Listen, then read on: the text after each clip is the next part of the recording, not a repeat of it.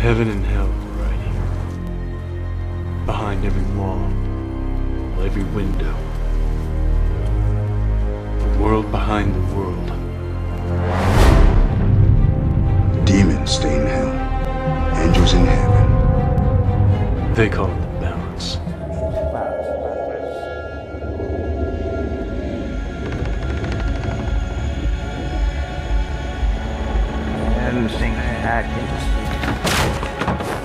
Hey, you! Stop right there! Come on, come back here!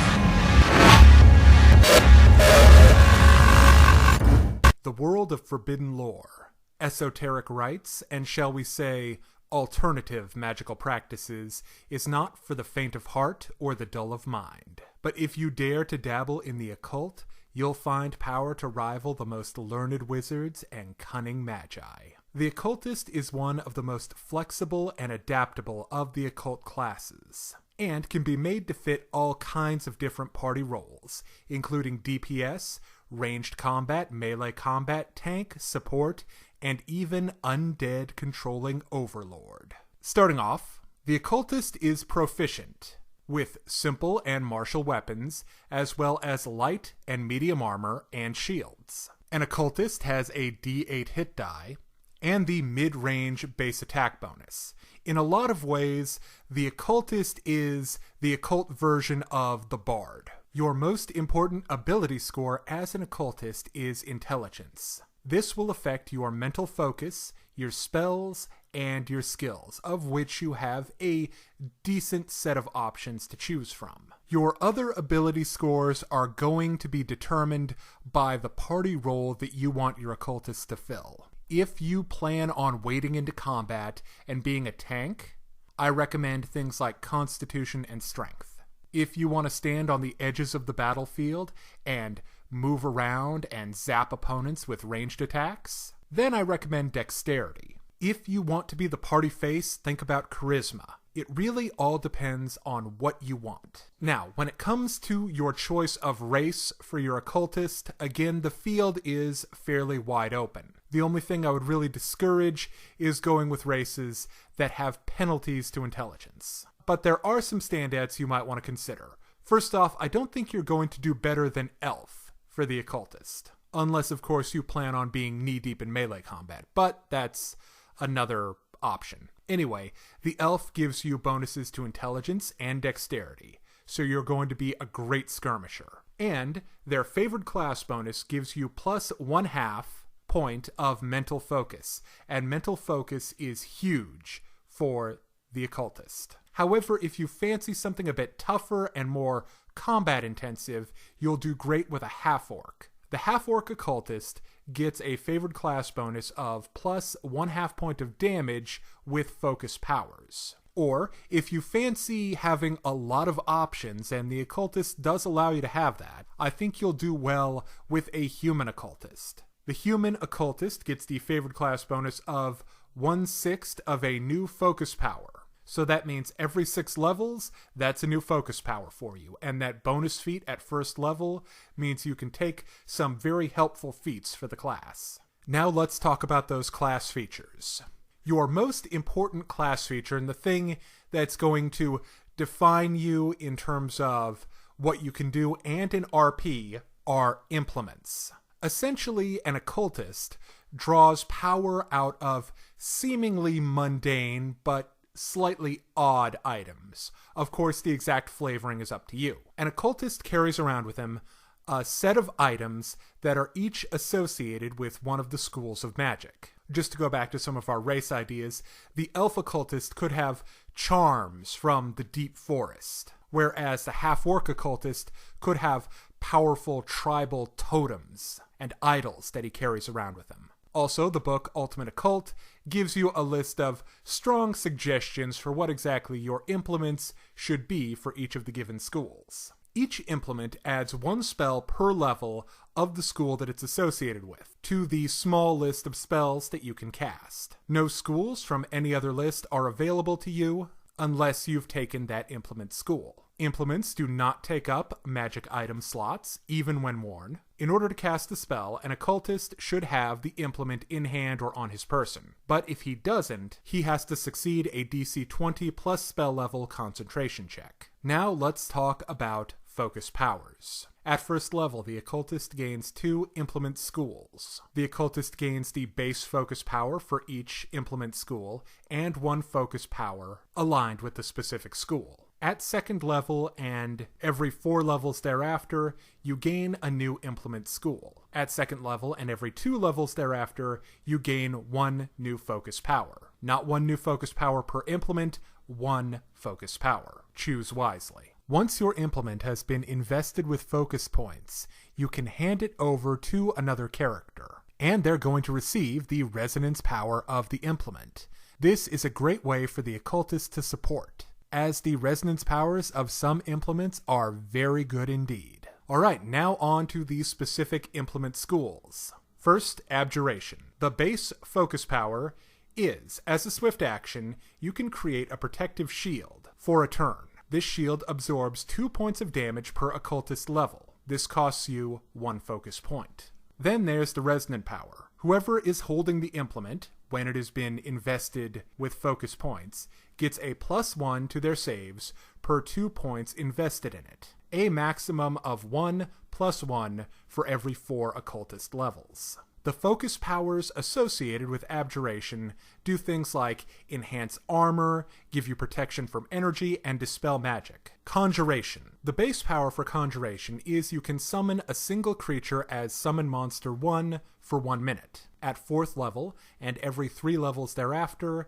Summon Monster increases. Summon Monster 2, Summon Monster 3, you know the deal. This will cost you 1 focus point. And at any time you can spend an additional focus point to keep your little helper around for another minute. The Conjuration Resonant Power. Any character with the implement treats the duration of per round summon time as 1 caster level higher per 2 points invested in the implement. Some of the focus powers that Conjuration is going to give you are healing, short-range teleportation, and you can get yourself a cool ghostly horse to ride around on. Next, Divination. The base power of Divination is, as a swift action, you can gain an insight bonus equal to 1/2 your occultist level to an ability check, attack roll, or skill check within the next round.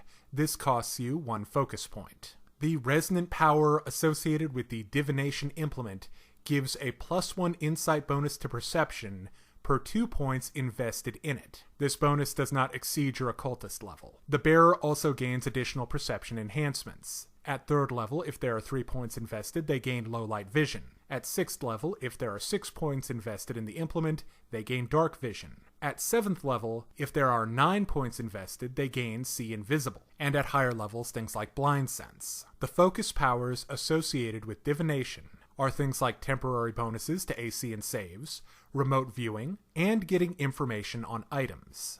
Enchantment. The base power of Enchantment allows you to afflict a target creature with the dazed condition for 1 round. If it has fewer HD than you have occultist levels. If it has more HD than you have occultist levels, it is staggered. This costs you 1 focus point. The resonance power of Enchantment gives you a +1 competency bonus to charisma, ability, and skill checks per 2 points invested.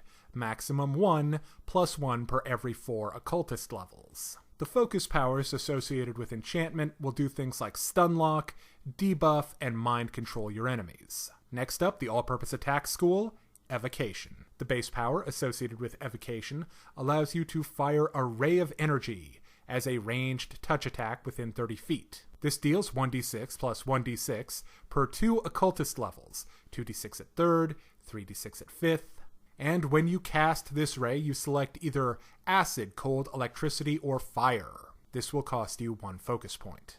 The resonance powers associated with Evocation are a spellcaster, adds 1 point of damage per 2 points invested in the implement. That's 1 + 1 per 2 occultist levels, as the maximum. This also applies to occultist focus powers. With the Evocation focus powers, you can do things like explode, exclude certain areas from blast effects, create light, and grant energy resistance. Illusion implements.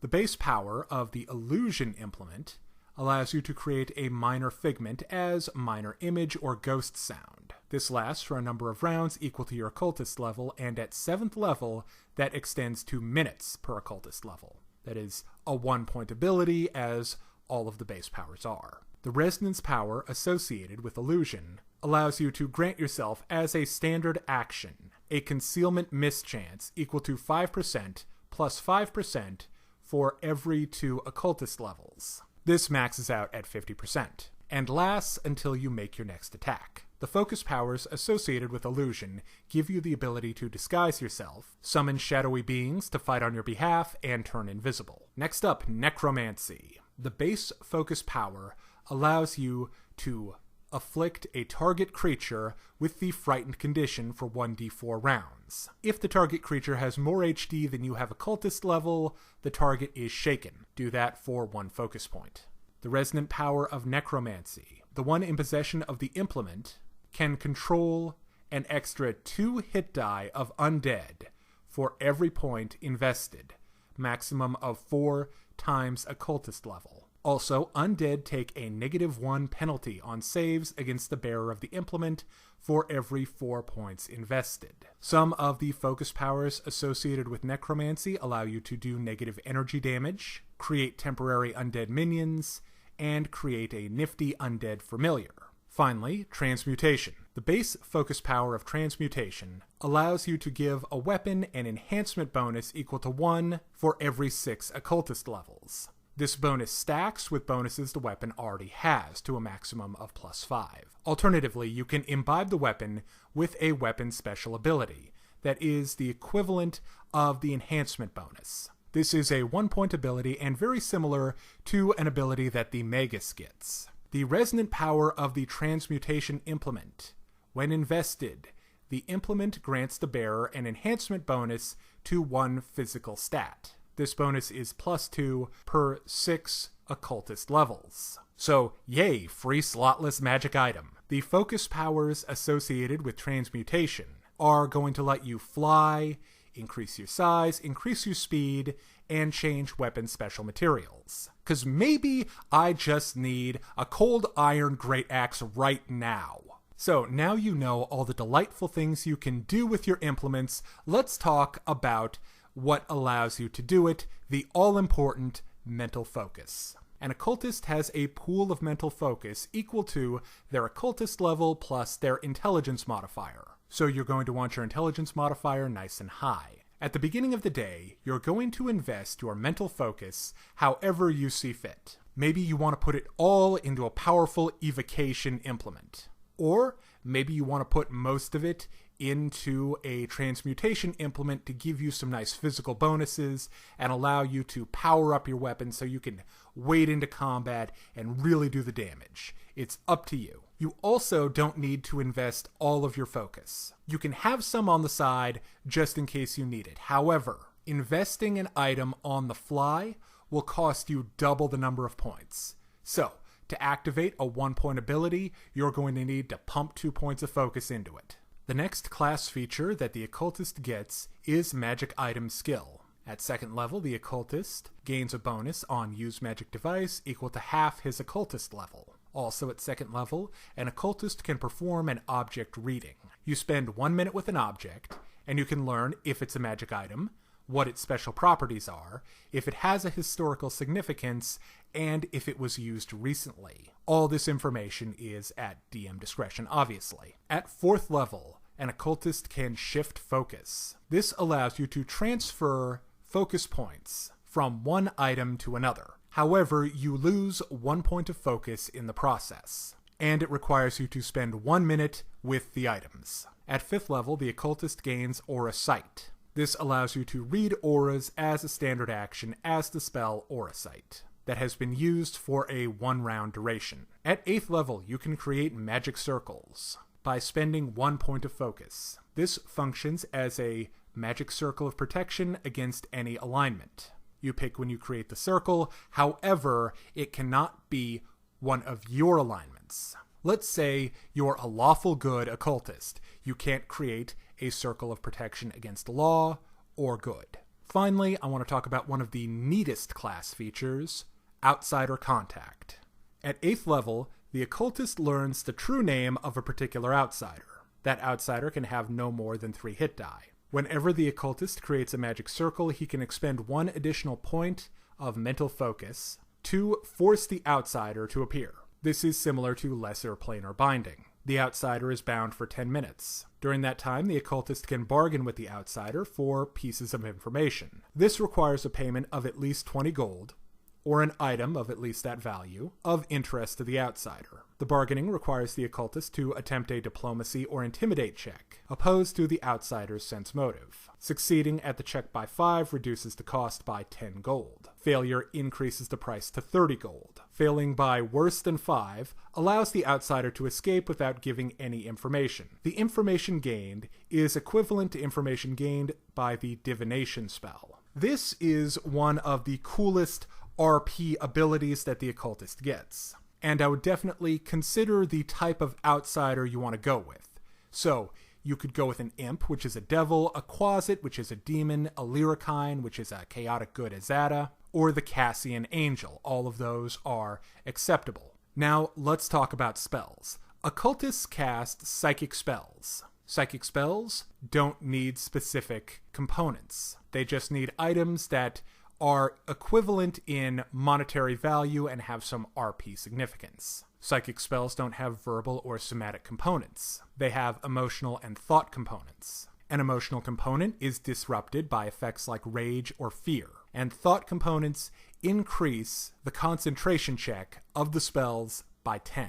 By the way, psychic spells can be cast even when grappled. For each implement school he learns to use, he can add 1 spell for each level he can cast to his list of spells known. These spells must be chosen from that school's spell list. If he selects the same implement school multiple times, he adds 1 spell of each level from that school's spell list each time. When the Occultist learns to cast a new level of spell, he immediately adds 1 spell from that level to his spell list. And honestly, this is where the Occultist kind of isn't that good. Your spells aren't spectacular, and they are far outshone by your implement powers.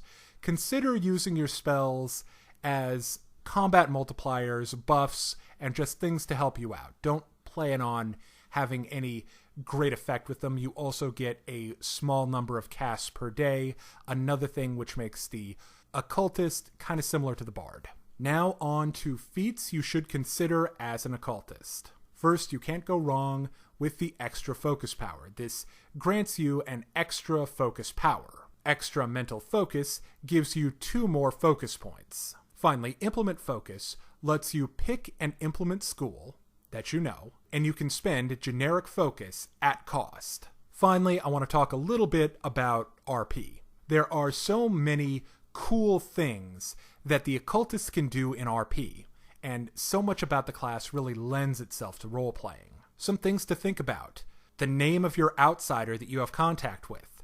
Like, who are they? What do they want? What do they know?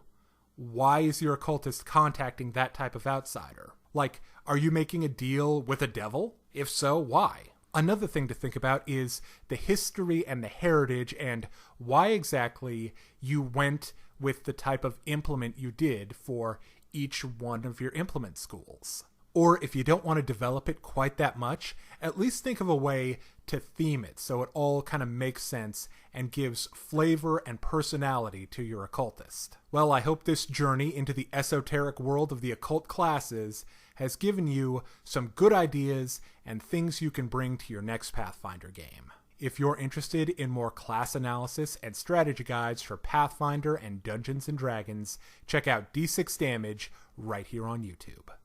Thank you for watching.